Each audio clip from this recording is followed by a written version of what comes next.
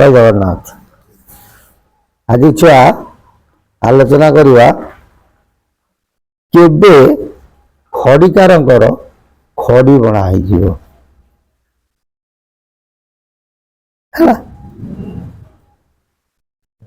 महापुरुष अच्युत कहते गोटे एमि समय आसो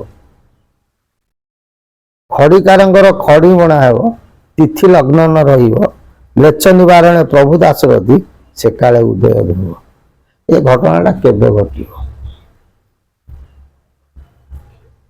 खड़िकार बोलते आम समझ जाने कौन गणक गणक बोलते नाहक बा ज्योतिष बा एस्ट्रोलॉजर या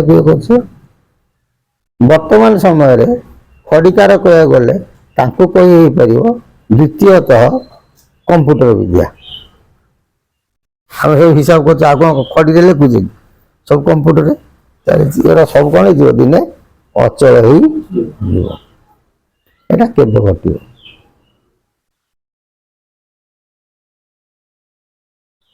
महापुरुष स्वतंत्र भाव लिखिकी जाई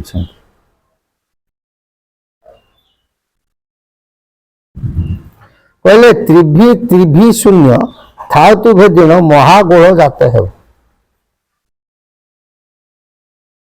अजा गोल चली महागोल है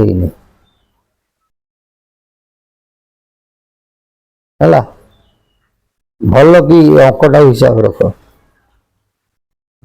ये तो जी गणना कर अंक सब मन को मन फान दौर आ सब मन रखी जाओ तुम ठाकुर अंकटा को धरी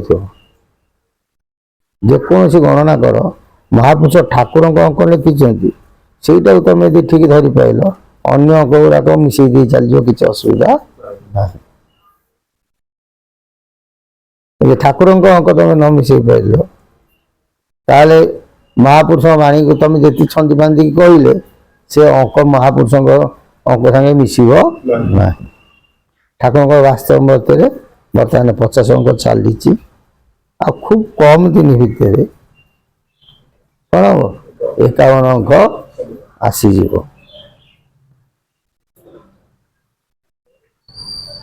यही तुम धरी तिथि बार नक्षत्र महापुरुष लेखा हिसाब से संपूर्ण मिसीज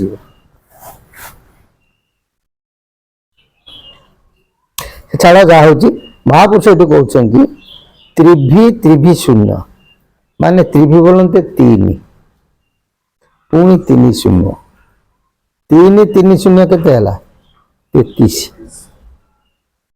बा कली कल्याधिता जिते बेले 5000 भूल कर सन है सन जिते बेले 1433 हेब से समय मही कौन हम गोल हो तो गोल चली किए क्या मानुच कि माने महागोल कौन हो मही होते अंक 1433 ठारू है से कहले त्रिभी त्रिभी शून्य था तु भेदिन महागोल जात है माने के 1433 रेह अरेह को मिसाई भजिबू मही हेब हत शिरा रेह हूँ 1 अरेह है 2 ताको मिसाई 3 सी 3 सी है 33 मिसेले के 36 बा जेते बेले 1436 सन भोग कर मही हेब हतशिरा हतशिरा माने लक्ष्मी छड़ा जहाँ को किसी न मिले पूरा गरीब हो जाए जिते रोजगार कल अंटे ना कहती ना गाँ गहली एटा हतशिरिया लोकटा किसी कहती लक्ष्मी छड़ा लोकटा कहती ना ये सब भावार्थक शब्द महापुरुष कहते 1436 बेल कह मही हतशिरा ହେଲା ଯଥା ଖଡ଼ି କାର ଖଡ଼ି ବଣା ହୋଇଯିବ ତିଥି ଲଗ୍ନ ନ ରହିବ ମ୍ଲେଚ୍ଛ ନିବାରଣେ ପ୍ରଭୁ ଦାସ ରଥି ସେ କାଳେ ହୃଦୟ ଧ୍ରୁବ। ସେଇ କାଳରେ ତିଥି ଲଗ୍ନ କିଛି ରହିବ ନାହିଁ। ବୁଝି ହଉଛି ମାନେ ପାଞ୍ଜି ଏପଟ ସେପଟ ହେଇଯିବ। ମ୍ଲେଚ୍ଛ ନିବାରଣେ ପ୍ରଭୁ ଦାସ ରଥି ସେ କାଳେ ହୃଦୟ ଧ୍ରୁବ। ବା ଏଠି କହିଲେ କେତେ 1436 ସନରେ ଏ ଘଟଣା ସବୁ କଣ ହବ ଘଟିବ। ଯଥା 5128 ଠାରୁ 5129 ପର୍ଯ୍ୟନ୍ତ ତାର ଭିତରେ କଣ ହବ ମହାକଳ୍କିଙ୍କର ଆବିର୍ଭୂତ ହବ।